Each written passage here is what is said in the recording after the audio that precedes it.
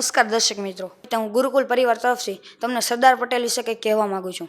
કેવા હતા ભારતના વીર સપુત્ર સરદાર વલ્લભભાઈ પટેલ. તેમના વિશે કંઈક કહેવાનું મન થાય.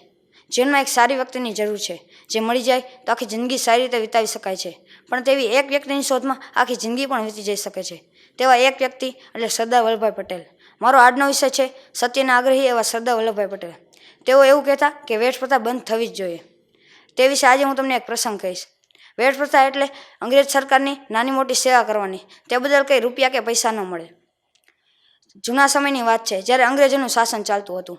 રાજ્યના અધિકારી જ્યારે ગામમાં આવે ત્યારે ગામના જુદા જુદા વ્યવસાય કરનાર લોકોએ પોતાના બધા જ કામ છોડીને અંગ્રેજોની સેવા કરવા આવવું પડતું હતું.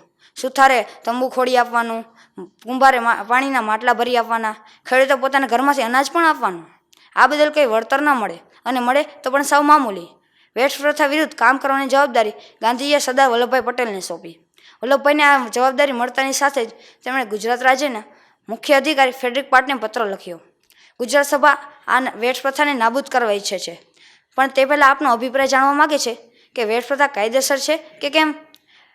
ફેડરિક પાટને આ પત્ર સાંભળતાની સાથે જ તેમણે પત્ર ફાડીને કચરા ટોપલીમાં ફેંકી દીધો. બીજા પત્રનો પણ કંઈ જવાબ ન મળતા વલ્લભભાઈ ત્રીજા પત્રમાં રીતસરની ધમકી જ આપી. જો 10 દિવસમાં જવાબ નહીં મળે તો વેશ પ્રથા ગેરકાયદેસર છે એમ માની લેવામાં આવશે. ફેડરિક પાટને લાગ્યું, જો હું વલ્લભભાઈના પત્રનો જવાબ નહીં આપું તો તેમના પત્ર ચાલુ જ રહેશે. તેથી આ બાબતે તેમને ચર્ચા કરવા માટે બોલાવ્યા. વલ્લભભાઈને નમતું જોખે તેવા ન હતા. તેમને વળતા પત્રમાં જણાવ્યું, મને આમાં કંઈ ચર્ચા કરવા જેવું કોઈ લાગતું નથી. જો તમને લાગતું હોય તો તમે ગુજરાત સભાની મુખ્ય ઓફિસે આવીને મળી શકો છો. ફેડરિક પાટે તો આ જવાબની સ્વપ્ન પણ કલ્પના નહીં કરી હોય. 10 દિવસ બાદ પણ જો જવાબ ન મળ્યો, તેથી સરદાર પટેલે ગામડે ગામડે પત્રિકા પહોંચાડી કે વેશ પ્રથા ગેરકાયદેસર છે, અને ધીમે ધીમે વેશ પ્રથા બંધ થતી ગઈ.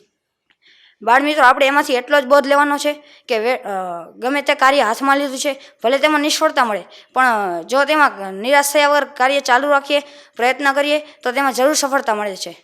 આટલું કહીને હું મારી વાણીને વિરામ આપું છું. જય સરદાર, જય હિન્દ.